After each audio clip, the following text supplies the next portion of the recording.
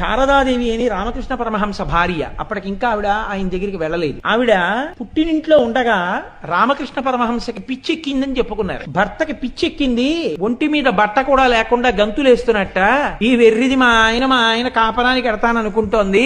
ఆఖరికి రామచంద్రుడు అంటే శారదాదేవి తండ్రి తీసుకెళ్ళి పిచ్చాడి కట్టబెట్టాడు ఈ అమ్మాయిని చెప్పుకునేవారు. పాపం ఆవిడ చెవుల్లో పడ్డ ఈ మాటలు. ఏమిటో భర్తకి పిచ్చెక్కిందిట, ఆయన అలా తిరుగుతున్నారట, నేను భార్యని ఇక్కడ ఉండిపోయాను, ఇటువంటప్పుడు కదా నేను ఆయన్ని శుశ్రూష చెయ్యాలనుకుందావిడ. ఇది పాతివ్రత్యం. అసలే పిచ్చెక్కి తిరుగుతున్నట్ట, మనకెందుకు వచ్చిన గొడవ ఆవిడ అనుకోలేదు.